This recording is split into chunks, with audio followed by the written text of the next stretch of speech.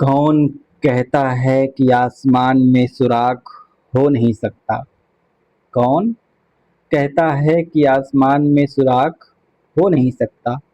एक पत्थर तो तबीयत से उछालो यारो। तो हमने एक पत्थर उछाला है अपने चैनल फ्यूचर ऑफिसर्स ऑफिशियल पर। एक श्रृंखला शुरू की है जो कि आगामी एग्जाम्स जो कि लेखपाल और या फिर इसी तरह के अन्य एग्जाम आने वाले हैं अगले कुछ महीनों में, कुछ दिनों में, उनके लिए रामबाण साबित होने वाली है। क्योंकि हमने एनसीईआरटी को अच्छे से पढ़ा है और उनसे कुछ एमसीक्यू बनाए हैं, तैयार किए हैं, जो कि हमको लगते हैं वेरी इंपॉर्टेंट हैं, आ सकते हैं एग्जाम्स में। तो हमने उनको आपके समक्ष रखा है, उन प्रश्नों को जो हमने वहाँ से निकाल के बनाए हैं, और आप उनको सॉल्व करिए। उसका आंसर हम आज इस वीडियो के माध्यम से आपके सामने उपलब्ध करा रहे हैं। आप इसको देखिएगा और मिलाइएगा कि आपने कितने सही किए हैं, आप कितने पानी में हैं। ज़्यादा टेंशन लेने की ज़रूरत नहीं है अगर आपके गलत हो रहे हैं तो। ये क्वेश्चन कुछ इस प्रकार डिजाइन किए गए हैं कि पहली बार लगभग कोई कुछ क्वेश्चन ऐसे हैं जो आप लगभग पहली बार सुनेंगे। तो इसको निगेटिव मोड में न जाने की बजाय आप इसको सकारात्मक वे में लीजिएगा कि आप इससे अपना ज्ञान बढ़ाइएगा और इन क्वेश्चंस को तैयार कर लीजिएगा, ताकि अगर एग्जाम में आए तो ये गलत ना हो। तो ये देखते हैं जो हमारे क्वेश्चन थे भौतिक भूगोल के मूल सिद्धांत, ये एनसीईआरटी है क्लास 11th की, उसी से संबंधित थे। तो उनका ये आंसर देखते हैं। पहला क्वेश्चन था कि पृथ्वी की उत्पत्ति संबंधी सिद्धांत निहारिका परिकल्पना किसने प्रस्तुत की? तो इसका जो सही जवाब था वो था ऑप्शन ए, लाप्लास। लाप्लास महोदय ने निहारिका परिकल्पना सिद्धांत प्रस्तुत किया था। ज़्यादा एक्सप्लेन नहीं करेंगे क्योंकि वीडियो बड़ा हो जाएगा। हम नेक्स्ट क्वेश्चन देखते हैं, क्वेश्चन नंबर 2। ब्रह्मांड की उत्पत्ति संबंधित बिग बैंग सिद्धांत किसने प्रस्तुत किया? तो बिग बैंग सिद्धांत एडविन हबल साहब ने प्रस्तुत किया था। इसका सही जवाब हो जाएगा ए, एडविन हबल। क्वेश्चन नंबर 3, प्रारंभिक वायुमंडल में किन गैसों की अधिकता थी? तो इसका जो सही जवाब हो जाएगा वो हो जाएगा हाइड्रोजन व helium, option A. Next question, question number 4। आप देखते जाइएगा अपना कि आपने क्या किया था और सही उत्तर क्या है, फिर आप बताइएगा लास्ट में आपका स्कोर कितना रहा। क्वेश्चन नंबर 4 पूछा था, दो कथन दिए थे आ और बा।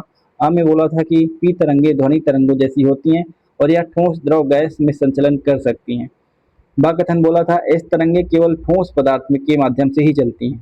तो इस प्रकार ये दोनों ही कथन सही हैं और इसका सही जवाब हो जाएगा ऑप्शन सी। कथन ए और बी दोनों सही हैं। Next question, question number 5। 5 था नहीं तो क्वेश्चन नंबर 6 ये था कि दो कथन है, पी तरंग का छाया क्षेत्र अधिक होता है, दूसरा कथन एस तरंग का छाया क्षेत्र कम होता है। तो अगर हम बात करें तो क्वेश्चन नंबर 6 जो है उसका जो सही जवाब है वो है ऑप्शन डी। दोनों कथन गलत है क्योंकि दोनों ही उल्टा दिया हुआ है। पी तरंग का छाया क्षेत्र कम होता है जबकि एस तरंग का छाया क्षेत्र अधिक होता है। इसका ऑप्शन हो जाएगा ऑप्शन डी, दोनों गलत। क्वेश्चन नंबर 7 देखते हैं, पृथ्वी पर पाए जाने वाले सर्वाधिक विस्फोटक ज्वालामुखी कौन है? तो इसका जो सही जवाब है वो है ऑप्शन सी, ज्वालामुखी कुंड या काल्डेरा। ये पृथ्वी पर पाए जाने वाले सर्वाधिक विस्फोटक ज्वालामुखी होते हैं।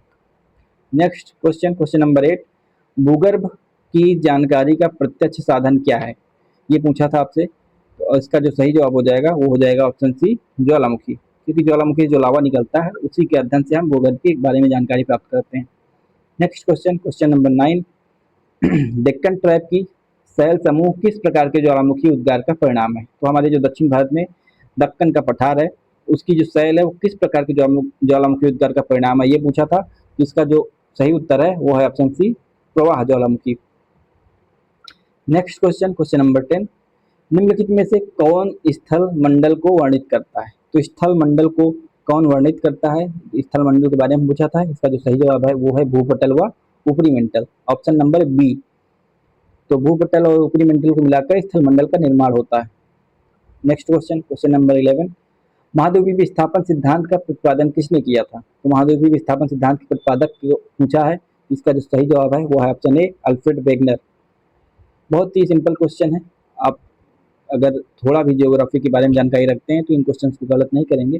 और इन्हीं क्वेश्चन से अक्सर लोग एग्जाम में फंसते हैं क्योंकि इस पर ज़्यादा ध्यान नहीं देते हैं लोग, और ये एनसीईआरटी का कोर है। आइए देखते हैं next question number 12। Question number 12 में पूछ रहा है कि संवहन धारा सिद्धांत का प्रतिपादन किसने किया? तो संवहन धारा सिद्धांत का प्रतिपादन किया था आर्थर होम्स ने। इसका सही जवाब है option A, Arthur Holmes. Question number 13, सागरीय नितल प्रसरण सिद्धांत किससे संबंधित है? तो सागरीय नितल प्रसरण सिद्धांत को दिया था हेस महोदय ने। तो इसका सही जवाब हो जाएगा ऑप्शन ए, हेस। Next question number 14, plate tectonic सिद्धांत किसने दिया? प्लेट टेक्टोनिक सिद्धांत के बाद बहुत ही फेमस सिद्धांत है पृथ्वी की संबंधित। तो इसका जो प्रतिपादन किया था उन्होंने मैकेंजी व मॉर्गन महोदय ने किया था। तो सही जवाब हो जाएगा ऑप्शन ए, मैकेंजी व मॉर्गन। क्वेश्चन नंबर 15 कह रहा है कि पोलर पोलर फ्लिंग बल किससे संबंधित है? तो पोलर फ्लिंग बल ये पृथ्वी के घूर्णन से संबंधित बल है। ये इसका सही जवाब हो जाएगा option B. Next question number 16, निम्नलिखित कथनों पर विचार करें। ये क्वेश्चन थोड़ा मिसप्रिंट हो गया था, तो इसको आप अगर नहीं समझ पाए हैं तो इसको छोड़ दीजिए। आइए नेक्स्ट क्वेश्चन पे बात करते हैं। क्वेश्चन नंबर 17, निम्नलिखित कथनों पर विचार कीजिए। आ, सागर नितल प्रसरण सिद्धांत ने इस बात पर बल दिया कि पृथ्वी का धरातल व भूगर्भ दोनों ही स्थिर न होकर गतिमान है। बा, प्लेट विवर्तनिक सिद्धांत के अनुसार केवल भूगर्भ ही गतिमान है। तो इसका जो सही जवाब है वो है ऑप्शन ए, केवल आ सही है, यानी कि केवल पहला वाला कथन सही है जबकि दूसरा कथन गलत है।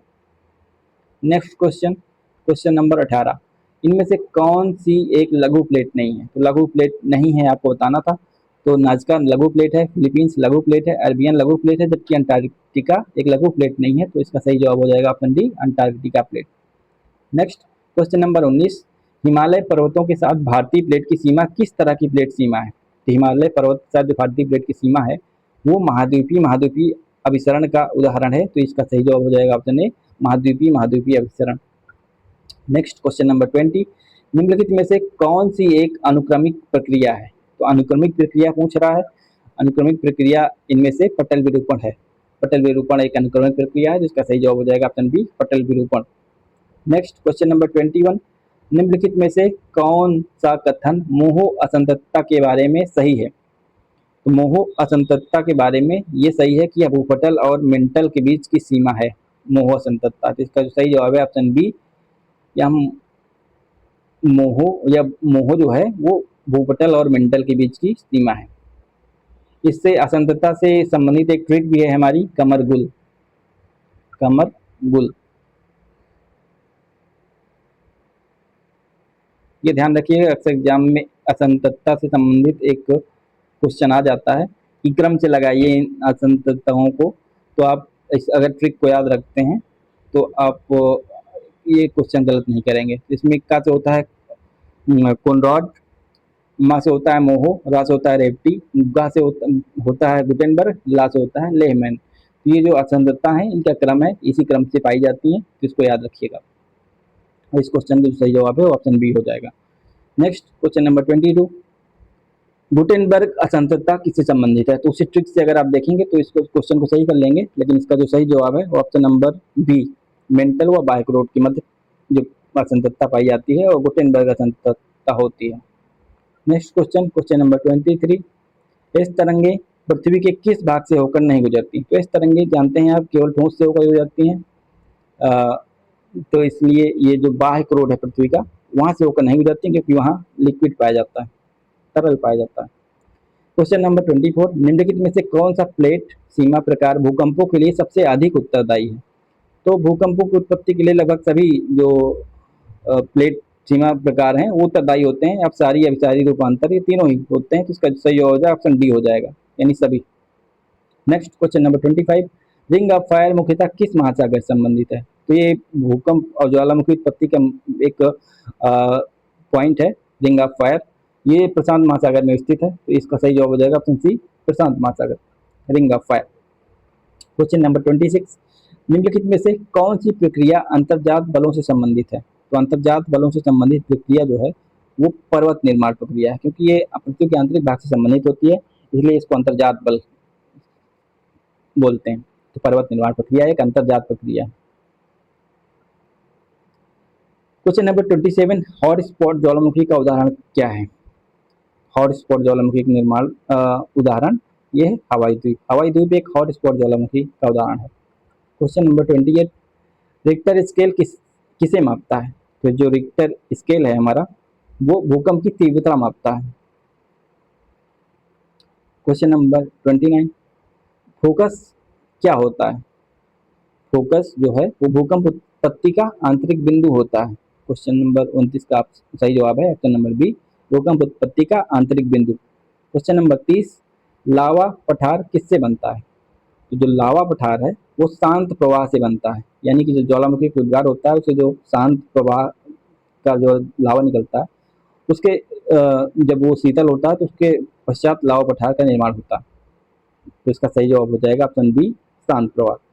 क्वेश्चन नंबर 31 पूछ रहा है कि भूकंप तरंगों में सबसे तेज कौन सी है, PSL या फिर surface wave?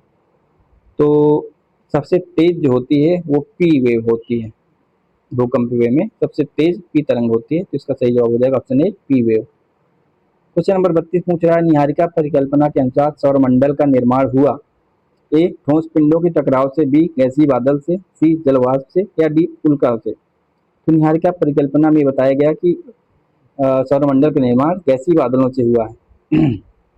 Next question, question number 33, प्लैनेटेसिमल सिद्धांत किसने दिया? तो ये सिद्धांत जो है वो दिया था जेम्स जीन्स महोदय ने।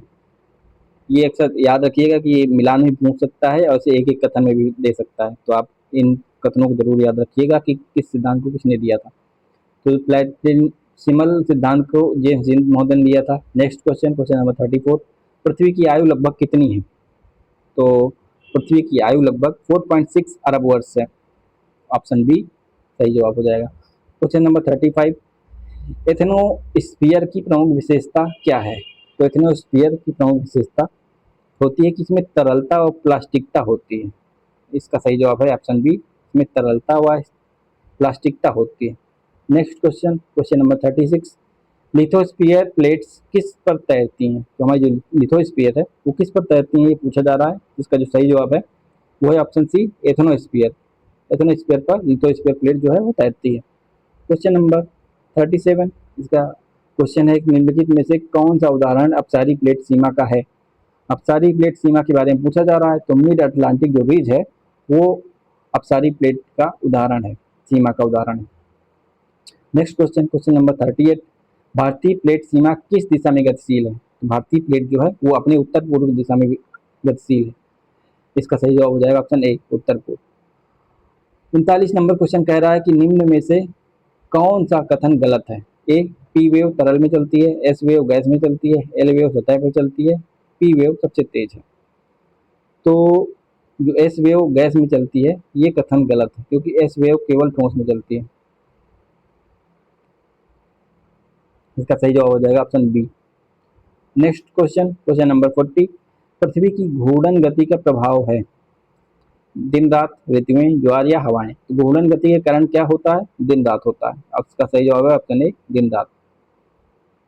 नेक्स्ट क्वेश्चन, क्वेश्चन नंबर 41, निम्न में से कौन सी आंतरिक प्रक्रिया नहीं है? आंतरिक प्रक्रिया क्या नहीं है? ज्वालामुखी, भूकंप, अपरदन या पर्वत निर्माण? तो अपरदन जो है वो आंतरिक नहीं है बल्कि बाह्य प्रक्रिया है, जबकि ज्वालामुखी आंतरिक प्रक्रिया है, भूकंप आंतरिक प्रक्रिया है, पर्वत निर्माण आंतरिक प्रक्रिया है, अपरदन एक बाह्य प्रक्रिया है। इसका सही जवाब हो जाएगा ऑप्शन सी, अपरदन। क्वेश्चन नंबर 42 पूछ रहा है रिफ्ट घाटी कहाँ बनती है? अभिसरण में, अपसरण में, रूपांतरण में या स्थिर क्षेत्र में? तो रिफ्ट घाटी जो है वो अपसरण के पश्चात बनती है। इसका सही जवाब होगा ऑप्शन बी, अपसरण। क्वेश्चन नंबर 43, डेक्कन ट्रैप का निर्माण कैसे हुआ? ये पूछा जा रहा है, हिमनद से, ज्वालामुखी प्रवाह से, नदी से या हवा से? तो हम जानते हैं कि ज्वालामुखी प्रवाह से ही डेक्कन ट्रैप का निर्माण हुआ है, जो हमारे साउथ इंडिया में पाया जाता है, दक्कन का पठार। क्वेश्चन नंबर 44 पूछा जा रहा है कि नदी अपनी युवावस्था में किस आकृति का निर्माण करती है? तो नदी जो अपनी युवावस्था में काफी तेज होती है, उसमें प्रवाह बहुत ज्यादा होता है, तो वी आकार की घाटी का निर्माण करती है। इसका सही जवाब होगा ऑप्शन ए, वी घाटी, वी आकार की घाटी। क्वेश्चन नंबर 45, निम्नलिखित में से कौन सी गैस वायुमंडल में सबसे अधिक मात्रा में मौजूद है? तो हम जानते हैं कि वायुमंडल में सबसे ज्यादा नाइट्रोजन गैस पाई जाती है। इसका सही जवाब हो जाएगा ऑप्शन बी, नाइट्रोजन गैस। इसको आप कम से याद रखिएगा कि सबसे ज्यादा कौन सी है, नाइट्रोजन है, फिर क्या है, फिर क्या है, फिर क्या है, लगभग 3-4 तक याद रखिएगा, अक्सर क्रम लगाने के लिए भी दे देता।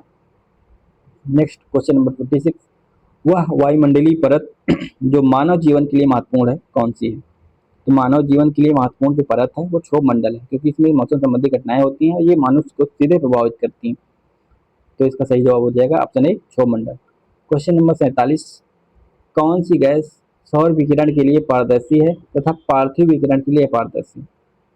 तो जो कार्बन डाइऑक्साइड है, ये इसकी विशेषता होती है कि सौर विकिरण के लिए तो पारदर्शी होती है, लेकिन पार्थिव विकिरण के लिए अपारदर्शी होती है। इसी के लिए हमारी जो पृथ्वी का है वो तापमान बढ़ रहा है। ग्लोबल वार्मिंग के लिए सबसे ज़्यादा उत्तरदायी है कार्बन डाइऑक्साइड गैस।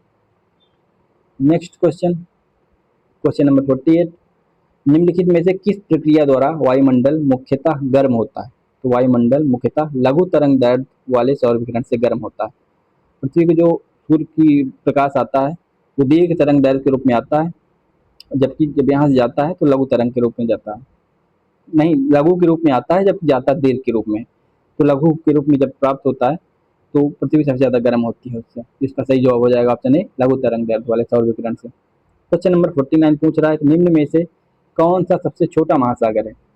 तो सबसे छोटा महासागर की बात करें अगर, वो है आर्कटिक महासागर, option number D. Last question, आकाश में सबसे ऊंचा बादल कौन सा है? तो आकाश में सबसे ऊंचे बादल को पच्छाप बादल कहते हैं, ये सबसे ऊंचा होता है। तो आज हमने 50 क्वेश्चन ज्योग्राफी के देखे। अगर ये सीरीज आपको पसंद आती है तो इसी तरह हम गेस्ट पेपर के रूप में सब्जेक्ट वाइज सारे सब्जेक्ट का रिवीजन करा देंगे, इंपॉर्टेंट क्वेश्चंस करा देंगे, ताकि आप कम समय में ज़्यादा से ज़्यादा रिवीजन कर पाएंगे और अपने एग्जाम में अच्छा प्रदर्शन करेंगे। धन्यवाद।